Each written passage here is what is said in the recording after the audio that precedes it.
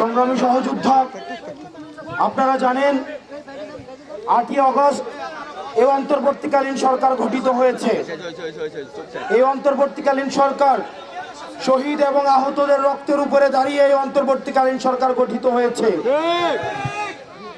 অত্যন্ত পরিতাপের বিষয়, এই অন্তর্বর্তীকালীন সরকার থেকে আমরা যে বিষয়টি প্রত্যাশা করেছিলাম সেটি হচ্ছে গণহত্যাকারী আওয়ামী লীগকে সন্ত্রাসী সংগঠন হিসেবে নিষিদ্ধ করার। তাদের দিক থেকে আমরা কোনো তৎপরতা এখনো। সংগ্রামী সহযোদ্ধা, আপনারা দেখবেন এই বিচারের কালেক্ষেপণের মধ্য দিয়ে আমরা সন্দেহ করছি অন্তর্বর্তীকালীন সরকার আওয়ামী লীগকে পুনর্গঠিত হওয়ার সুযোগ দিচ্ছে। আপনারা দেখছেন অতীতের ন্যায় সন্ত্রাসী কায়দায় আওয়ামী লীগ বিভিন্ন জায়গায় চোরাগুপ্তা হামলা চালাচ্ছে। অতীতে যেভাবে আওয়ামী লীগ জানমালের জন্য এবং বাংলাদেশের জন্য হুমকি হিসেবে বিবেচিত হতো, যেভাবে আওয়ামী লীগ ভারতের এক্সটেনশন হিসেবে বাংলাদেশে ইমপ্ল্যান্টেড ফোর্স হিসেবে কাজ করেছে, এখনো পর্যন্ত সেভাবে কাজ অব্যাহত রেখেছে। আমরা সন্দেহের চোখে দেখেছি। অন্তর্বর্তীকালীন সরকারের কাছে আমাদের প্রত্যাশা ছিল এই অন্তর্বর্তীকালীন সরকারের প্রথম এবং প্রধান সংস্কার হবে আওয়ামী লীগকে, এই গণহত্যাকারী আওয়ামী লীগকে ফ্যাসিস্ট সন্ত্রাসী সংগঠন হিসেবে নিষিদ্ধ করবে। যেহেতু অন্তর্বর্তীকালীন সরকার দৃশ্যমান কোনো পদক্ষেপ নেয়নি এবং আমরা দেখেছি, আমরা বিভিন্ন সময় দেখি, আমরা তথ্য পেয়েছি এখানে বিভিন্ন তাদেরও অনিচ্ছা রয়েছে। আমরা উপদেষ্টাদেরকে বলতে চাই, আপনারা ছাত্র নাগরিকের আপনারা রক্তের উপরে দাঁড়িয়ে উপদেষ্টা হয়েছেন। সুতরাং আপনারা যদি মনে করেন আপনারা আপনাদের কুটচালের মধ্য দিয়ে আওয়ামী লীগকে আবার পুনর্বাসন করবেন, সেটির চেষ্টা হয়েছিল বিদায় আজকে আবার আমরা যমুনার সামনে দাঁড়াতে বাধ্য হয়েছে। ডক্টর মোহাম্মদ ইউনূস, আমরা আপনার কাছে শ্রদ্ধার সাথে আমরা আপনার কাছে বলতে চাই, শহীদদেরকে সাথে নিয়ে, শহীদদের পরিবারদেরকে সাথে নিয়ে, আহতদেরকে সাথে নিয়ে আমরা বলতে চাই আর কোনো টালবাহানা চলবে না। আপনি যে আওয়ামী লীগকে রাজনৈতিক দল বলছেন, আওয়ামী লীগ কখনোই কোনো রাজনৈতিক দল নয়। আমরা দেখেছি স্বাধীনতা পরবর্তী সময়ে বাকশাল কায়েমের মধ্য দিয়ে দেশে এক ধরনের গণতন্ত্র পরিবর্তে শেখ মুজিব মাফিয়াতন্ত্র চালু করেছিল। আমরা পরবর্তীতে দেখেছি আমরা শেখ মুজিব নিজস্ব বাহিনী দিয়ে জাসদের 30,000 নেতা কর্মীকে হত্যা করেছে। আমরা পরবর্তীতে দেখেছি কিভাবে নৃশংসভাবে আওয়ামী লীগের লুটতরাজের কারণে আমাদের ৭৪-এর বন্যায় 15 লক্ষ মানুষ মৃত্যুবরণ করেছে। আমরা দেখেছি পরবর্তী সময়ে যখন হাসিনা ক্ষমতায় এসেছে, হাসিনা শুধুমাত্র ক্ষমতায় থাকাকালীন নিজে শুধুমাত্র ফেসিবাদী আচরণ করেছে, বিষয়টি এমন নয়। ক্ষমতার পূর্বেও আমরা লগি বৈঠার আচরণ আমরা হাসিনার কাছ থেকে আমরা দেখেছি। লগি বৈঠা দিয়ে বাইতুল মোকাররমের সামনে পিটিয়ে পিটিয়ে মানুষ হত্যা করতে আমরা দেখেছি।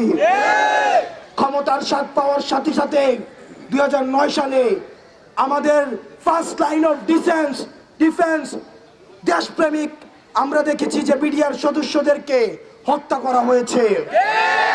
আমরা দেখেছি পরবর্তী সময়ে এই আওয়ামী লীগের হাতে রক্ত লেগে রয়েছে। আওয়ামী লীগ 2013 সালে সাপড়া হত্যাকাণ্ডের মধ্য দিয়ে দাড়ি টুপিওয়ালা ইসলাম প্রিয় ভাইদেরকে রাতের অন্ধকারে হত্যা করেছে। এই আওয়ামী লীগের হাতে ইতিহাসের স্তরে স্তরে রক্ত লেগে রয়েছে।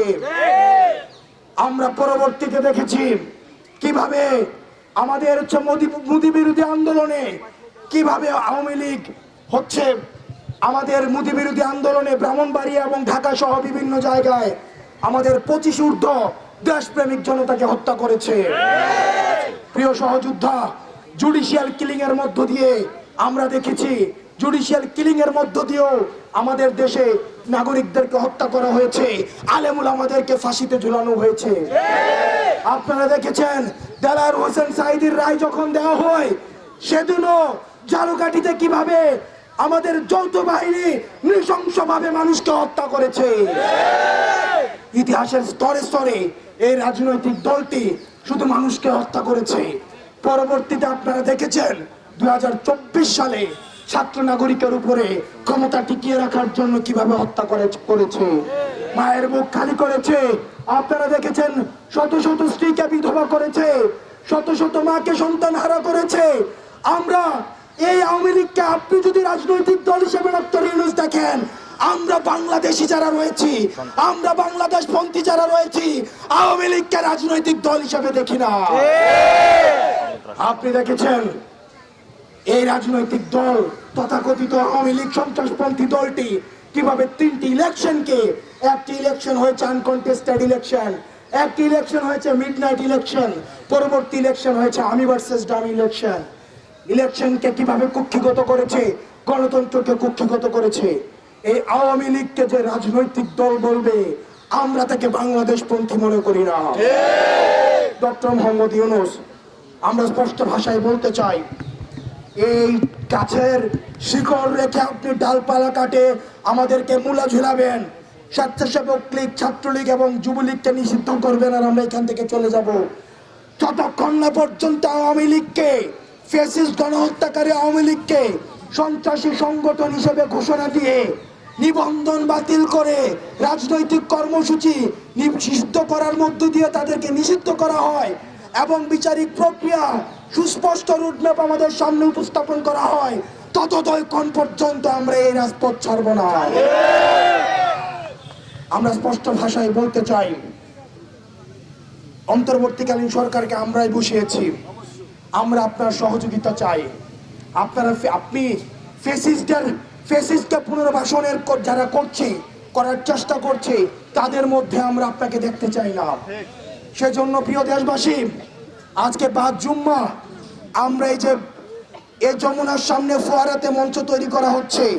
এই ফোয়ারার সামনে আমরা সর্বদলীয় নানা মত এবং নানা পথ, যারা ফ্যাসিবাদ বিরোধী প্রতিটি রাজনৈতিক দল, ফ্যাসিবাদ বিরোধী প্রতিটি রাজনৈতিক শক্তি, ফ্যাসিবাদ বিরোধী সাংস্কৃতিক শক্তি, ফ্যাসিবাদ বিরোধী যারা এই গত দীর্ঘ 1.5 দশকের বেশি সময় ধরে নির্যাতিত হয়েছে, নিপীড়িত হয়েছে, বিডিআর পরিবার, শাপলা হত্যাকাণ্ডের শিকার যে পরিবারগুলো রয়েছে, গুম খুনের শিকার যে ফ্যামিলিগুলো রয়েছে, আমরা সবাইকে সাথে নিয়ে আমরা আজকে এই ফোয়ারার সামনে থেকে এই হাসিনার এই রাজনৈতিক দলটিকে সন্ত্রাসী সংগঠন হিসেবে আপনি যখন ঘোষণা দিবেন, সেই জায়গা থেকে আমরা এই ঘোষণা নিয়ে ফোয়ারা থেকে আমরা বাসায় যাব।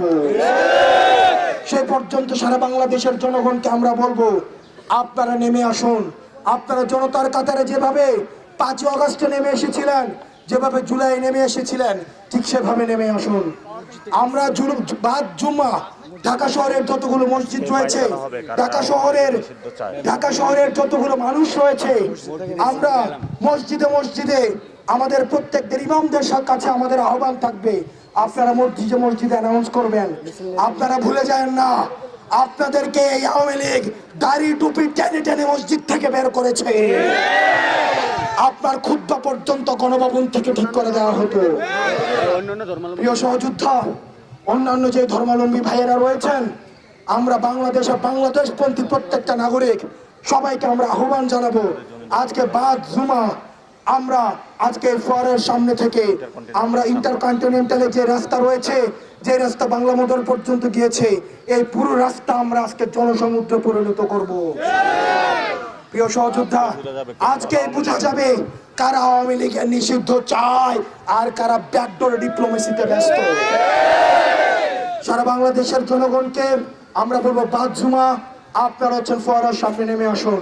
আওয়ামী লীগ নিষিদ্ধ করেই আমরা ঘরে ফিরবো।